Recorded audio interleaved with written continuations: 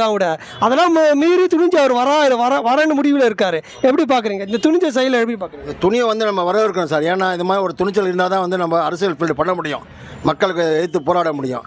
அதனால் அரசு அவங்க வந்து இப்போ அதிகாரிகள் ஏன் பயப்படுறாங்கன்னா பாதுகாப்பு கொடுக்க முடியாதுன்னு பயப்படுறாங்க. அதை மீறி ஒரு வராருனாக்கா அதெல்லாம் ஜெயிச்சிருவார். அதெல்லாம் ஒன்றும் தப்பு கிடையாது. நல்ல செய்வார். அது ஒரு மாற்று கருத்தே இல்லை. அக்கா, முதல் தன்னுடைய பிரச்சாரத்தை விஜய் அவர்கள் இதே திருச்சியிலேருந்து உங்கள் ஊர்லேருந்து ஆரம்பிக்கிறாரு. நீங்கள் வரவேற்கிறீங்களா இல்லை எதிர்க்கிறீங்களா? நாங்கள் ரொம்ப ரொம்ப வரவேற்கிறோம். ஆமாம், அவர் வந்தால் நல்லது நடக்கும், ஒரு மாற்றங்கள் கிடைக்கும் அப்படின்றதுனால. எத்தனை பேர் பேசியிருப்பாங்க திருச்சியிலேருந்து? விஜய் பேசுறதுக்கு ஏதாவது புரியும் நினைக்கிறீங்களா? ஏதாவது தெரியும் நினைக்கிறீங்களா? கண்டிப்பாக தெரியும், தெளிவாகும். அதுக்காக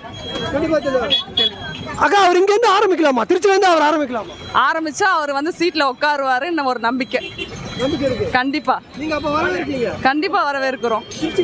எந்த உங்க ஊர்ல திருச்சியில வந்து விஜய் பேசத்தா இருக்காரு, இதே காந்திபுரத்துல. நீங்க வரவேற்கிறீங்களா இல்ல எதிர்க்கிறீங்களா? வரவேற்கிறோம்ப்பா, வரவேற்கிறோம். விஜய் வரவேற்பீங்க? வரவேற்கிறோம். என்ன தலைவர் பேசியிருக்காங்க, இந்த பேசத்துல என்ன நடக்கும்னு நினைக்கிறீங்க? எல்லாம் நல்லது நடக்கணும்னு தான் நினைக்கிறோம். நல்லது நடக்கும். அப்ப நீங்க கண்டிப்பா வரவேற்கீங்க? வரவேற்கிறோம்ப்பா. திருச்சியில விஜய் பேசத்தா இருக்காரு, நீங்க எப்படி வரவேற்கீங்களா எதிர்க்கீங்களா? அவர் வரணும், நாங்கள் ரொம்ப சந்தோஷப்படுறோம். திருச்சிக்கு வரணும், எல்லாம் கூட்டம் கூடும். ஆனால் இப்போ திருச்சியில் வந்து காவல்துறையெல்லாம் வந்து தடையை ஏற்படுத்துகிறாங்க. நீங்கள் எப்படி பார்க்குறீங்க? நீங்கள் தடையாக நினைக்கிறீங்களா இல்லை வரணும்னு நினைக்கிறீங்க? அவர் வரணும்னு தான் நினைக்கிறோம் நாங்கள். ஆமாம், சில பேர் தடையாக நினைக்கிறாங்க. ஆனால் எங்கள் இளைஞர்கள் பொறுத்த வரைக்கும் அவர் வரணும் தான் நினைக்கிறோம் எல்லாரும். இப்போ உங்கள் பகுதியில் வந்து அவர் முதல் தன்னுடைய பிரச்சாரத்தை திருச்சியில் உங்கள் ஊரில் வந்து தொடங்குறாரு. எப்படி இருக்குது உங்களுக்கு? ரொம்ப சந்தோஷமாக இருக்குது. நானே விஜய் பார்த்ததில்ல, இனிமேல் தான் பார்க்கணுன்னு கொஞ்சம் ஆசைப்பட்றேன். மதுரைக்கு கூட போயிருந்தாரு, ஆனால் அன்றைக்கி கூட போக முடியல. இங்கே வந்து பார்க்கணுன்னு கொஞ்சம் சந்தோஷமாக இருக்குது. உங்கள் திருச்சிக்கு வந்து முதல் பரப்புரையை ஆரம்பிக்கிறாரு, உங்களுக்கு சந்தோஷம். உங்கள் ஊர்லேருந்து தொடங்குறாரு, எப்படி என்ன நினைக்கிறீங்க நீங்கள்? நம்ம ஊரில் தொடங்குறது ரொம்ப சந்தோஷம் தான். திருச்சிங்கிறது கொஞ்சம் இப்போ பர்மிஷன் தராமல் இருந்தாங்க.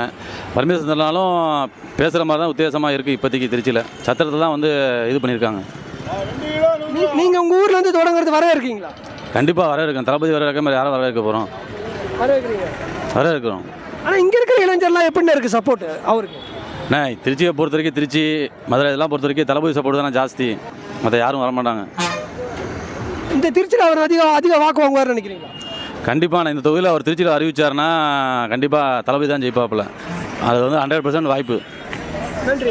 ஆனால் திருச்சி உங்கள் ஊர்லேருந்து முதல் பிரச்சாரத்தை விஜய் ஆரம்பிக்கிறாரு, நீங்கள் எப்படி வரவேற்கிறீங்களா எதிர்க்கிறீங்களா? நாங்கள் வரவேற்கிறோம். வரவேற்கிறீங்க.